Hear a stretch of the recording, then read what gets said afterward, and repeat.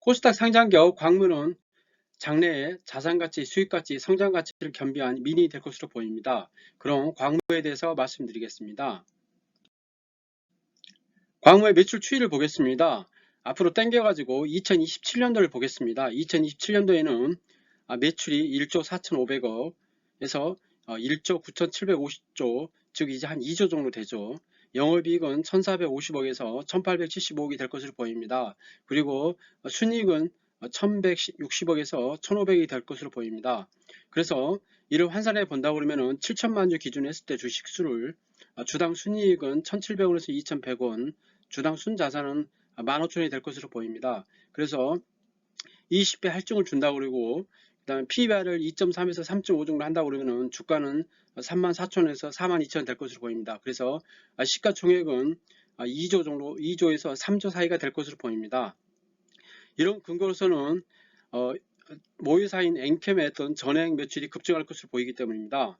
그래서 현재 엔캠이 2026년, 2027년도에는 전액 매출이 116만 톤에 가동률 50%, 톤당 1000만에서 1300만원을 가정한다 그러면은 매출이 5조에서 7조 정도 될 것으로 보입니다.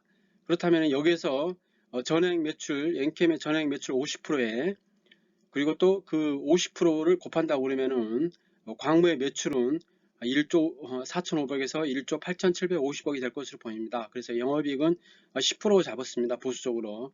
그래서 광무의 매출은 용매와 첨가제와 리튬이온을 계산을 했습니다. 그래서 엔캠 전액 매출의 50%에서 그 중에서 50%만큼만 잡았습니다. 그랬을 때 매출은 이렇게 상당히 많이 나왔습니다. 현재 첨보가 한참 잘 나왔을 때 최고가가 3조 6,700억이었습니다. 현재는 이제 주가가 많이 하락해 가지고 시가총액이 한 9천억 정도, 1조 정도 왔다 갔다 합니다. 그래서 봤을 때 광무가 엔캠의 어떤 그 시나리오대로 매출이 계속 발생한다고 그러면은 시가총액은 2조에서 3조 사이가 되지 않을까 생각해 봅니다. 그러면 이제 자산가치를 얘기를 했는데 자산가치에 대해서 말씀드리겠습니다. 여기는 특이하게 총수익 수합거래가 나옵니다. 여기는 분기보고서에 나오는데 그걸 보면은 우리가 이제 TRS 매매라고 하는데 작년 6월 13일 날 1년간 총수익 수합 계약을 했습니다. 엔캠에 70만 주 계약을 했습니다. 현재 시가총액으로 보면은 2,310억입니다. 보유가치가. 그래서 광무는 이제 그 일반 투자자가 되고 증권회사가 이제 총수익 매도자가 됩니다. 그래서 나중에 이게 청산을 한다고 그러면은 엔캠은 그동안 이자를 메리츠 증권에 지급하고 그 2,310억을 가져오게 되겠습니다. 그래서 메리츠 증권은 광무와 작년 6월 13일 날 만기 1년에 총수익 수합계획을 체결하였고 계약 체결과 동시에 광무는 메리츠 증권에게 이행 담보를 제공하였고 그 다음에 기초자산이 엔캠 보통 70만 주입니다. 그래서 메리츠 증권은 이제 그 광무 지시에 따라 가지고 의결권을 행사한다는 겁니다. 그래서 70만 주를 현재 가치로 한다 그러면은 굉장히 큰 금액이 됐습니다.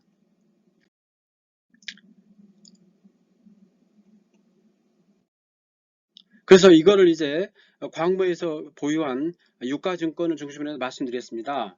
유가증권이 처음에 엔캠이 70만 주를 보유하고 있습니다. 그래서 2월 20일 기준 주가를 계산해보면 2,310억이 됩니다. 그리고 중앙 첨단 소재를 보유하고 있죠. 이 주식을 해보면은 310억이 됩니다. 그리고 이비캠텍 주가를 이제 그 탑업인 주식을 취득을 했는데 193억에 취득을 했습니다. 그래서 공이 이제 향후에 엔캠 주가가 이제 그 100만원까지 간다고 그러면은 광무 보유, 엔캠 보유 가치는 7천억이 될 것으로 보입니다. 그리고 중첨도 마찬가지로 만원까지 간다고 그러면 732억, 그리고 이피캠텍이 매출이 급증하고 IPO에 성공한다고 그러면은 만약에 주가가 10만원까지 간다고 그러면은 1000억이 되겠습니다. 그래서 엔캠하고 그다음에 중앙첨단 소유하고 광무에서 보유한 이피캠텍 이 세 가지 유가증권 주식을 합계를 한다고 그러면은 엄청난 금액이 될 것 같고, 현재 2월 20일 기준 했을 때는 2813억인데 주가가 계속 올라간다고 그러면은 10만원, 만약에 엔캠이 100만원 기준으로 본다 그러면은 8,732억이 될 것으로 보입니다. 그래서 광무의 어떤 시가총액을 봤을 때는 광무가 굉장히 주가가 싸다는 겁니다. 현재 그 광무의 어떤 그 3분기 현재 그 분기 보고서를 보면은 부채가 202억입니다. 자본 총계는 1062억입니다. 자산이 1264억인데 현금성 자산이 700억입니다. 근데 이건 이제 장부가 기준이도 실제로 한다고 그러면은 굉장히 금액이 커질 것으로 보입니다. 실제로 보면은 내년에는 순자산 가치가 거의 이제 주당 순자산이 굉장히 커질 정도로 이렇게 커질 것으로 보입니다. 그래서 2025년도에 보면 순자산이 6천억, 주당 순자산이 10,000원 정도 될 것으로 보입니다. 그래서 광무가 보유한 가치, 유가증권하고 부동산하고 현금하고 기타 유형무형, 영업까지 합친다고 그러면은 2025년 말에는 순자산 가치가 6천억, 즉 이제 주당 순자산이 10,000원이 될 것으로 보입니다. 지배구조를 보겠습니다. 엔캠 그룹을 보겠습니다. 엔캠은 오종광씨가 엔캠과 아틀라스 8000을 지배를 합니다. 그리고 아틀라스 8000은 중앙첨다손재와 광무를 지배를 하죠. 그리고 광무는 엔캠의 주식을 70만 주 가지고 있고 중앙첨다소재의 9.33%를 보유하고 있습니다.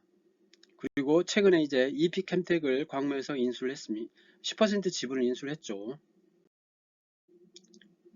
전환사채 물량이 상당히 많습니다. 전환사채 물량이 많기 때문에 투자에 관심 있다고 그러면 참고할 만하다고 생각합니다. 2024년도에는 257만 주가 출회될 것으로 보입니다. 금년 5월입니다. 5월과 7월에 많은 이제 전환사채가 출회될 것으로 보이고, 내년에는 전환사채 물량이 이제 아직 그 납입은 안 됐지만은 납입이 된다고 그러면은 전환사채 물량하고 유상증자 제3자 유상증자 물량까지 한다고 그러면은 1373만 주가 출회될 것으로 보입니다. 그렇기 때문에 이를 참고해 보시기 바랍니다. 현재 주식수는 4,785만 주입니다. 그리고 아틀라스 8000에서 16.28%를 가지고 있습니다. 그리고 작년 3분기까지 해서 매출의 60%는 2차전지 소재를 담당하고 있습니다. 그래서 2차전지 매출이 이제 그 60%를 차지하는데 올해는 더 크게 증가될 것으로 보입니다. 그리고 그 금융자산이 굉장히 많습니다. 부채는 그렇게 많지가 않죠. 금융부채는 115억에 불과합니다. 그리고 자본총계가 1062억인데 현금성 자산이 거의 700억 정도 되는 것 같습니다. 장부가로. 실제로 이제 엔캠의 보유 가치가 굉장히 올랐기 때문에 이제 뭐 2천억, 3천억 이상 될 것으로 보입니다. 실적을 보겠습니다. 실적은 이제 큰 의미는 없습니다. 그래서 작년 매출은 이제 350억에 영업이익 30억, 순이익이 10억 정도 될 것으로 보입니다. 광무가 이제 그 3만평 첨가제 신공장 연내 착공을 했다는 기사가 작년에 있어서 그래서 캐파를 열리겠다는 겁니다. 그래서 제천시에 첨가제 제조 공장을 짓고 있습니다. 그래서 금년 3분기에 시운전할 것으로 보입니다. 첨가제는 전액의 주 운전료로 전액 제조원가의 30에서 40% 차지한다는 거죠. 그래서 마진율이 20% 정도 된다는데 앞으로 이제 그 광무의 그 매출이 급증할 수 있는 거는 엔캠의 전액이 많이 매출한다고 그러면은 뭐 30% 40%만큼은 이제 첨가제가 담당하기 때문에 매출이 증가한다는 겁니다. 그래서 광무가 이제 첨가제에서 국내 1위가 되지 않을까 이렇게 생각해 봅니다.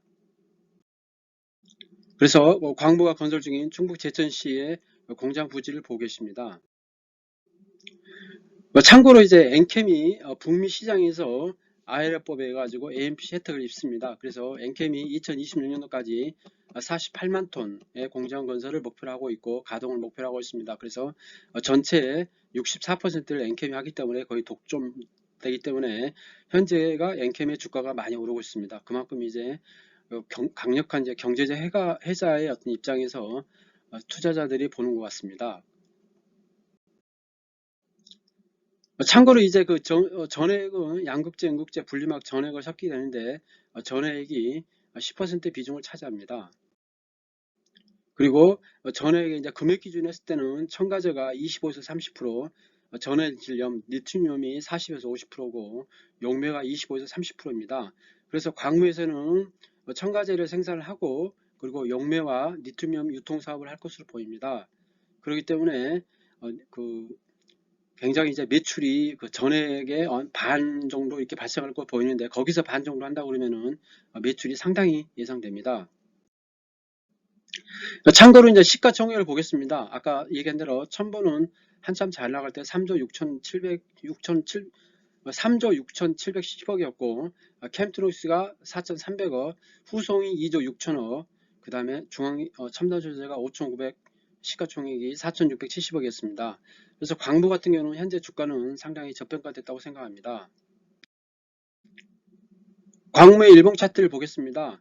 작년 봄에 이제 그 봄하고 여름에 그 양극재 중심으로 해가지고 주가가 많이 올랐습니다. 광무도 마찬가지로 참 특이하게 주가가 7,380원까지 갔었습니다. 근데 매출이 발생하지 않고 이제 그 모회사인 엔캠의 주가가 이제 그 횡보했기 때문에 주가는 이제 많이 빠졌습니다. 1910원까지 빠졌는데 최근에 이제 엔캠의 어떤 매출이 급증하고 또 작년 12월 달에 이제 IRF과 AMPC 혜택이 전해까지 포함된다고 그래가지고 주가가 이제 동행해서 오르고 있습니다.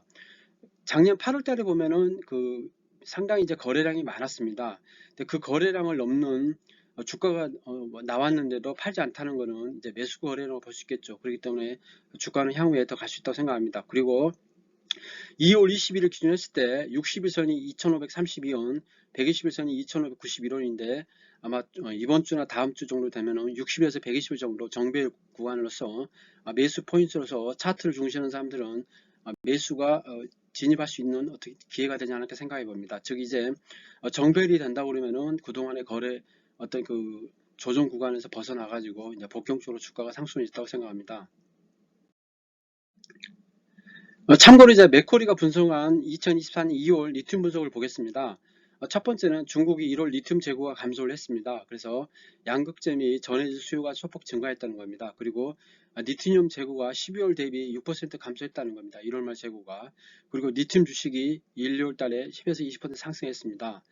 한국 전해액 업체를 분석을 해보면은 전해액의 출하량은 2분기부터 업황이 회복될 것으로 보입니다. 그리고 FEOC 수혜로 2024년 하반기에 폭발적인 물량이 증가됩니다. 즉 이제 중국을 제외를 해야 이제 보조금을 받을 수 있기 때문에 한국산 전해액의 수요가 급증할 것으로 보입니다. 그리고 금년 1월 기점으로 해서 양국제 수출이 증가하고 있습니다.